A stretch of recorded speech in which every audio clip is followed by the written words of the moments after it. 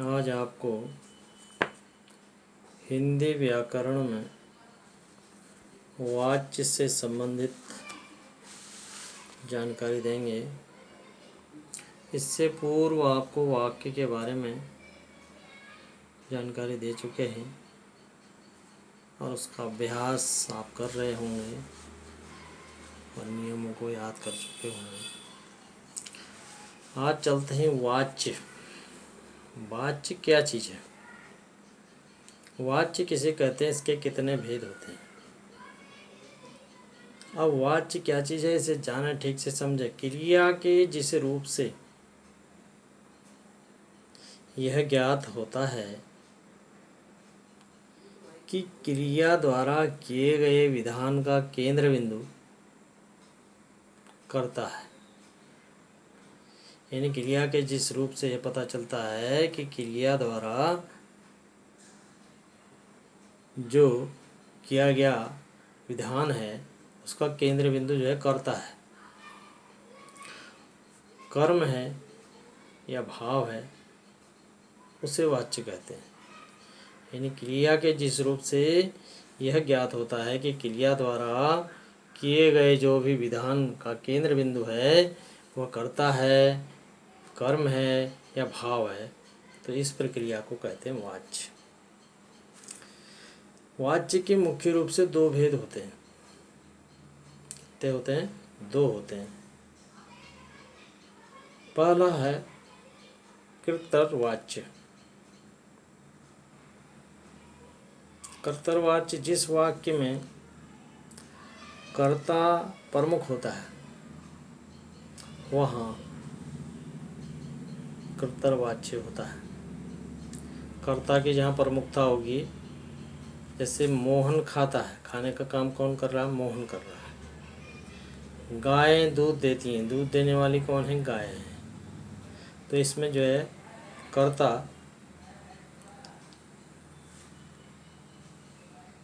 प्रमुख है, इसलिए कर्तृवाच्य हो गया। ठीक है। दूसरा होता है अकृतवाच्य। अकृतत्व का मतलब जिसमें कर्ता गौण रूप में हो, उतना महत्व न हो कर्ता का। जिस वाक्य में कर्ता गौण अथवा लुप्त भी होता है, किसी में दिखाई नहीं देता, वहाँ अकृतवाच्य होता है। ठीक है। जिस वाक्य में कर्ता गौण अथवा लुप्त होता है वहाँ अकृतवाच्य होता है। जैसे पुस्तक कलम से लिखी गई, किसने लिखी ये पता नहीं। ठीक है। पुस्तक कलम से लिखी गई, कलम से तो लिखी गई लेकिन किसने कलम से लिखा, इसमें कर्ता जो है लुप्त है। अब जो ये अकृतवाच्य होता है इसके दो भेद होते हैं मुख्य रूप से, इसे जाने। पहला होता है कर्मवाच्य। जिस वाक्य में कर्म प्रमुख, कर्म के अनुरूप क्रिया का प्रयोग तथा कर्ता तृतीया विभक्ति से या द्वारा से होता है, वह कर्मवाच्य होता है। यानी वाक्य में से या द्वारा शब्द का प्रयोग होगा, कर्म प्रमुख और कर्म के अनुरूप क्रिया का प्रयोग कर्ता कौन सी विभक्ति में करता है? तीसरी विभक्ति में करता है। कर्ता ने कर्म को करण से द्वारा, ठीक है, इन शब्दों का प्रयोग होगा उसमें, वह कर्मवाच्य होता है। जैसे राम के द्वारा पुस्तक पढ़ी गई। क्या पढ़ी गई? पुस्तक। राम के द्वारा, यहाँ पर द्वारा शब्द का जो तृतीय विभक्ति में किया कर्ता तृतीय विभक्ति में है। अगला है राधा कलम से लिखती है। से किससे? कलम से। तो ये द्वारा या से शब्द का प्रयोग भी इसमें होगा और साथ ही वाक्य में कर्म क्या होगा? प्रमुख होगा। और कर्म के अनुरूप ही क्रिया का प्रयोग तृतीया विभक्ति में होता है। तो ये कर्मवाच्य हो गया। दूसरा आता है भाववाच्य, जहाँ क्रिया का केंद्र भाव होता है। क्रिया का केंद्र बिंदु क्या होता है? भाव होता है। क्रिया के साथ कर्म नहीं होता तथा विभक्ति तृतीया भी लगती है, वहाँ की प्रमुखता के कारण भाववाच्य होता है। ठीक है, जैसे मुझसे चला नहीं जाता, भाव है ये। वह अब चल नहीं सकता, ये मनोभाव, भाव है उसमें, वह इसलिए भाववाच्य इसको कहा गया। ठीक है, तो मुख्य रूप से वाच्य के दो भेद हुए, कर्तव्यवाच्य, अकर्तव्यवाच्य, और फिर अकर्तव्यवाच्य के दो भाग हो गए, कर्मवाच्य और भाववाच्य। ठीक है, तो ये ध्यान रखेंगे, जब कर्मवाच्य में बदलना होगा, से या द्वारा शब्द का प्रयोग कर्ता के साथ तृतीया विभक्ति में होगा। अब उदाहरण के बतौर या अभ्यास कार्य में देख लें। वाच्य परिवर्तन कीजिए, शोभा भाग नहीं सकती, शोभा भागती नहीं है। ठीक है, रमेश रो नहीं पाया, रमेश से रोया नहीं जाता।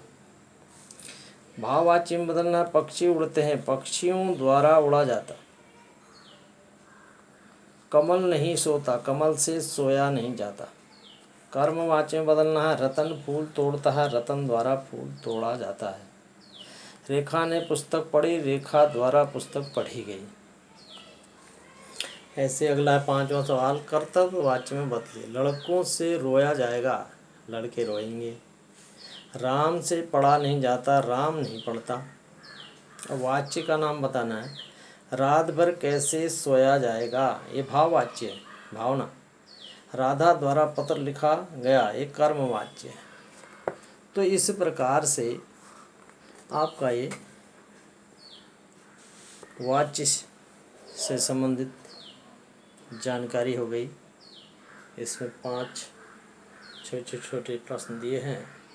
पहला वाच्य किसे कहते हैं, उसके कितने भेद होते हैं, और ये आपको जानकारी दे चुके हैं।